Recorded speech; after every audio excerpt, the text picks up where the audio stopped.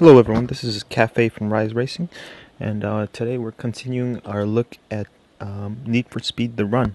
In this video we're taking a look at the beginning of the coast-to-coast race.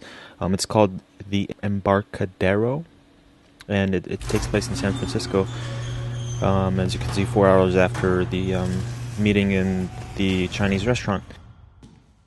Now, at this point, I'm not sure whose garage this is, but whoever owns this garage has a lot of money and a lot of nice cars.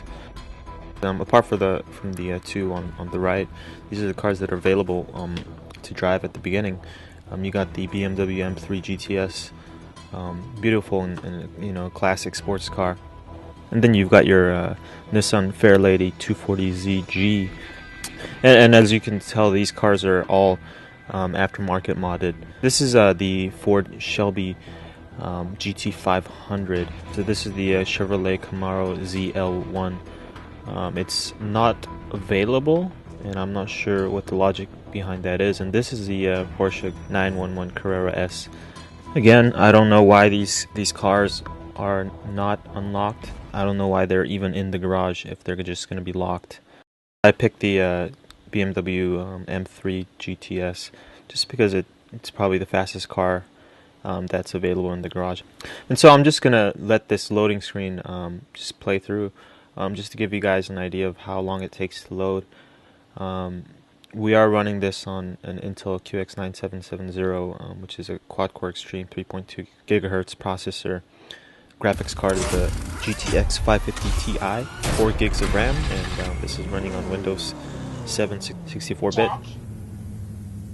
You ready? Locked and loaded.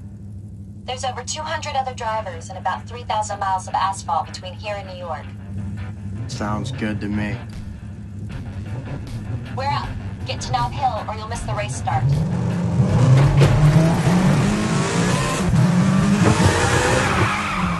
Off we go in this coast-to-coast race from San Francisco to New York. I had to edit the video here a bit because I accidentally pressed the last checkpoint button, which pretty much enables you to rewind to the last checkpoint. And immediately we can hear the police scanner, and as we hear more of the police scanner, we begin to learn that there are a lot of drivers trying to get to the race start. So just give you a quick overview of the interface right here. The top left corner, we got a sort of like an objective display. It says get to Knob Hill, and it shows the miles to the objective and it's counting down. The top middle is a time counter that counts down, and I'm assuming that once it goes to 0, you failed the mission. And the top right is the stage time, and I'm not sure when the timer started or where it started, but as you can see, the video is only at 4 minutes, almost 4 minutes right now. Onto the bottom left, we have the mini map.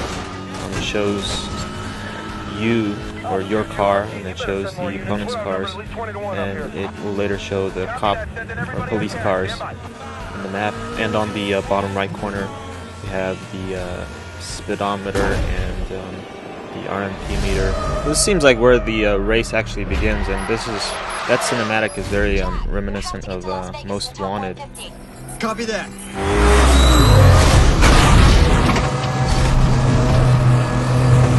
Where the hell are all these guys coming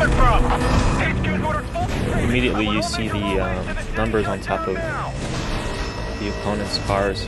So the number is the grid position, or the place ranking, or whatever you want to call it, of the driver. And I'm really sort of confused as to if the race just started without me, because I'm right now in the 200th place. As you can see, we passed by racers that apparently have already been stopped by police.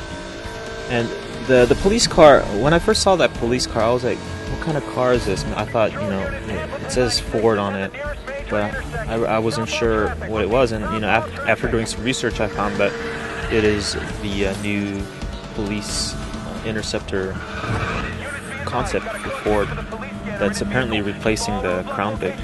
Yeah, when I saw this car, I was like, what is this car and how is it keeping up with these, these exotics and these, sports cars? And apparently it has, 400 horsepower, and apparently it's a really fast car.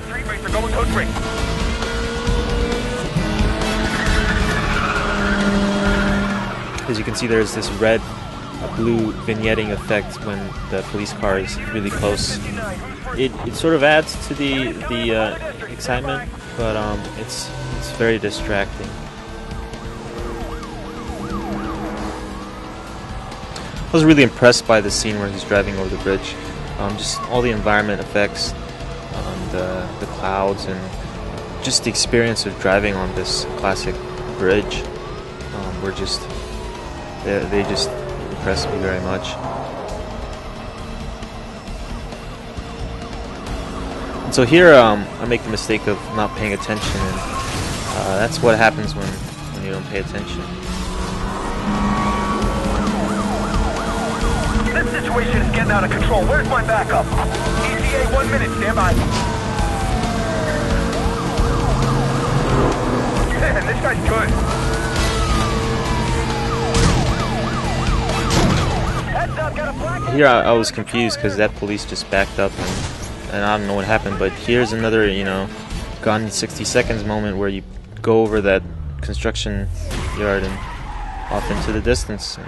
But after that jump, I get the feeling that this is really the run. You're running away, and all the races, all the driving scenes up till now, and of course there have only been 2, have all been about running away from someone, whether it's the mob or the cops. So I will say that in that aspect, EA is trying something different out with Need for Speed The Run.